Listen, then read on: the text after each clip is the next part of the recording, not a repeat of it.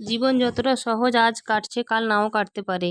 বাড়িতে বসে না থেকে একটু কাছে দূরে কোথাও বেরিয়ে এলে মনটা ঠিক ভালো হয়ে যাবে। Hello everyone, good morning. সবাই কেমন আছো? আমার নতুন একটি ভিডিওতে তোমাদের অনেক অনেক ভালোবাসা।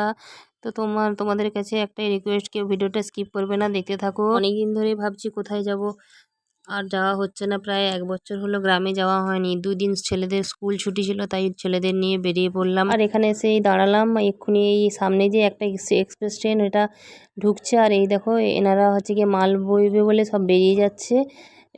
যেহেতু ট্রেন ঢুকেছে, ওনারা সব লাগেজ ফ্যাগেজগুলো নেওয়ার জন্য সব হেঁটে যাচ্ছে। আর আমরা এখন এখানে দাঁড়িয়েছি। আমাদের ট্রেনের এখনও অ্যানাউন্সমেন্ট হয়নি, দেখা যাক কতক্ষণ হয় তারপরে। আর এদিকে আমাদের সবারই চোখ ঘুম ঘুম, যেহেতু ভোরের বেলা। গুড্ডু প্রায় ঘুম থেকে উঠে এসেছে, তো শরীরটা ঠিক ভালো নয়। কাঁচা ঘুমে তুললে যা অবস্থা হয়, তাও তো মনের জোর নিয়ে যাবে বেড়াতে, খুব খুশি। তাই এই যে এখন এসে এখানে দাঁড়িয়েছি। এমনি লোকজন আজকে খুবই কম লাগছে, অন্যান্য দিনের তুলনায় আজকে হাওড়া স্টেশনের লোকজন খুবই কম। আর এই যে দেখুন, এনারা সব যে যার আসন পেতে যে যার বসে আছে। ট্রেনের আজকে খুবই লেট বলে, এটা হচ্ছে কি এক্সপ্রেস ট্রেনের যাত্রীরা, সেই জন্য সবাই যে যার বসে আছে। আর এদিকে দেখতে দেখতে আমাদের ট্রেনটাও চলে আসছে। এবার আজকে অনেক সকালে উঠেছি, প্রায় ভোর 3টের সময় উঠে চান টান করে আগের দিন রাতে জামা কাপড়গুলো গুছিয়ে রেখেছিলাম। আর এখানে আসতে আসতে একটু দেরি হয়ে গেল। প্রায় 1 ঘন্টা অপেক্ষা করার পর অবশেষে ট্রেনটা এলো। এবারে উঠবো, চলো যাওয়া যাক। এই ট্রেনটা মেদিনীপুর লোকাল, আর আমি যাব মেছাদা। ট্রেনে করে গিয়ে আমরা মেছাদাতে নামবো, আর ওখান থেকে যাব আজকে যাব দিদির বাড়ি। ওখানে আমাদের সব আত্মীয়রাই থাকে, তো সবার বাড়ি ঘোরা সম্ভব। তোমরা ভাবছো এই দেখলাম প্ল্যাটফর্মে আবার এসেই রান্না করতে বসে গেছে।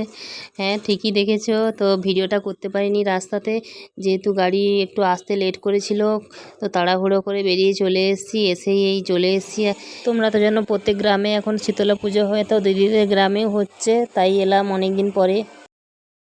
তো আমার দিদি বাড়িতে এসেছি আমি। এসেই এই দিদি যেহেতু একা, ও ওদিকে রান্নাবান্না করছে, আমি কাপড়টা ছেড়েই আগে রান্না ওর দিদি চাপিয়ে দিয়েছিল, তো আমি বসে গেছি। আমি বললাম যে দে, মাছটা ভেজে নিচ্ছি। আর এইটা হচ্ছে আমার ছোটো বোন, আমার ছোট, আর এইটা হচ্ছে ওর মেয়ে। আর ওদিকে দেখো গুড্ডু দাঁড়িয়ে আছে।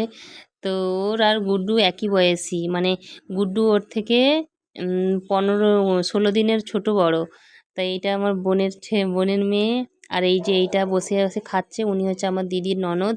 আর এইটা ওর মেয়ে, এইটা হচ্ছে গিয়ে আমার দিদি। ও দাদাবুকে ফোন করছে কি আনতে হবে। আর এদিকে রান্না চাপিয়ে দিয়েছি। দেখো যে কত বড় হাঁড়ি বসেছে, যেহেতু গ্রামে সয়াল পুজো, তো ওখান থেকে প্রসাদ দেবে। তো আর বাড়িতে যেহেতু অনেক লোকজন আসবে, খাওয়া দাওয়া করবে, সেই জন্য বাড়িতেও রান্নাবান্না হচ্ছে। এই যে মাছটা ভাজা হয়ে গেছে, আমি তো এদিকে ঝোলটা তুলে দিচ্ছি। ওখান থেকে অনেক কিছুই দেয়, তো তাও যেহেতু বাড়িতে লোকজনকে নিমন্ত্রণ করেছে, সেই জন্য বাড়িতেও কিছু রান্নাবান্না হচ্ছে। আর এদিকে আমি রান্না করছি, আর আমার দিদির ননদের বর মানে জামাইবাবু, উনি আমার ক্যামেরাম্যান হয়েছে আজকের, ক্যামেরাটা ধরে দিচ্ছে। তা আমি রান্নাবান্না করছি। তা রান্নাবান্না হয়ে গেলে এবারে প্রসাদ ধরতে যেতে হবে। দিদির শাশুড়ি মানে মাসিমা এগিয়ে গেছে প্রসাদ ধরতে। এই যে দেখো প্রসাদ চলে এসেছে, কত প্রসাদ দিয়েছে দেখো। গামলায় পায়েস, দইটা বাড়ি থেকে কেনা, মানে দোকান থেকে আনা হয়েছে। অনেক প্রসাদ, প্রচুর প্রসাদ। এদের গ্রামে প্রসাদ অনেক দেয়, যা দেয় পুরো 50-60 জনের মতো প্রসাদ দেয়। তো এই যে সব বাড়িতে কিছু বানানো হয়েছে, না হলে বেশিরভাগই মেয়ে থেকে এসেছে। বাড়িতে শুধু পনির বানানো হয়েছে, মাছের ঝোল এক্সট্রা বানানো হয়েছে, আর পোলাও হয়েছে, না হলে আর সব ওখান থেকেই এসছে। আমাদের এখানে মন্দিরেই প্রসাদ তৈরি হয়, ওখান থেকেই আমরা নিয়ে আসি। এদিকে দেখো দিদি তো প্রসাদটা বাড়ছে, ওদিকে বাচ্চারা সব বাইরে খেতে বসে গেছে, তো ওদেরকে দিয়ে আসছে। আর যাদের খাওয়া হয়ে গেছে, অনেক মানে দিদিদের অনেক আত্মীয়রা আছে, তারা এসছে প্লাস বাড়ির জন্য নিয়ে যাচ্ছে। দিদি সেগুলো রেডি করছে। আর এই যে সব একাই করছে, আর আমি একটু এসে হাতে হাতে করে দিলাম। আমি তো এত কিছু পারি না ওর মতো, ও প্রচুর কাজ করে, আমার থেকেও বেশি।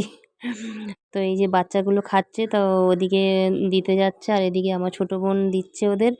আর এই দেখো, এই যে আমার ছোটো বোনের মেয়ে খেতে বসেছে। আর গুড্ডু তো বাড়িতে থাকলেই শুধু বাঁশির কাছে যাব, একই বয়সী, তো শুধু ওখানে থাকলেই শুধু বাঁশির কাছে যাব। নাম মানে বাঁশি বাঁশি, ভালো নাম শ্রেয়া, কিন্তু ডাকনাম বাঁশি বাঁশি বলে ডাকে। তো গুড্ডু তো ওর কাছে আসার জন্য একবারে মন ছটফট করে, শুধু মাঝে মাঝে বলে মা ওর কাছে চলো না চলো না, কিন্তু আর সময় হয়ে ওঠে না। কাছে থাকলে আসা যায়, এত দূর থেকে গিয়ে যখন তখন আসা যায়। আর এই যে দুজন এই দিকটা, এদিকে একটা আমার বোনের ছেলে, মানে আমার মাসির মেয়ে আর মেয়ে ছেলে আর মাসির ছেলের ঘরে নাতি। আর এটা হচ্ছে গিয়ে আমার বোন, ওকেও ডেকেছিলাম, বললাম আয় অনেকদিন পরে দেখা হবে, তা হয়ে এলো। আমি বলি আয় অনেকদিন পরে এলাম তোদের সঙ্গে দেখা করে। এইটা হচ্ছে গিয়ে আমার মাসিও খেতে বসে গেছে। আর এই যে আমার বোন দিচ্ছে, বোন আর মা দিচ্ছে এই যে। আর আমার এই যে ছোট বোন, এর বাড়িটাও কাছাকাছি, যখন তখন দিদি ডাকলে চলে আসতে পারি, কিন্তু আমি আর আসতে পারি না। তাই এবছর এই ফাঁক করে এলাম। এই যে আমার মা দেখো এই যে তিলক টেনে আছে, উনি একটু বসনম, উনি নিরামিষ খায়।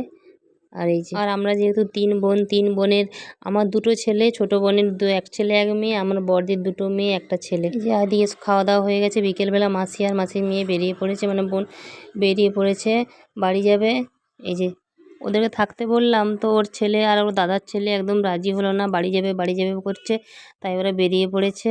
এই যে আমরা এখন এই সামনেই রোড, গাড়িতে উঠবে, তাই একটু এগিয়ে দিতে এসছি আমি আর আমার ছোট বোন। এই যে গুড্ডু আর আমার ছোট বোনের মেয়ে ও আগে এগিয়ে যাচ্ছে। একজন দাদাভাই কমেন্ট করেছে, দিদিভাই তোমার ভিডিও দেখতে খুবই ভালো লাগে। থ্যাংক ইউ দাদাভাই। যদি ভিডিওটা ভালো লাগে অবশ্যই লাইক কমেন্ট করবে, ফলো দিয়ে পাশে থাকবে। এটা আমাদের ভালোবাসা পেলে আরও ভিডিও করার উৎসাহ বাড়বে।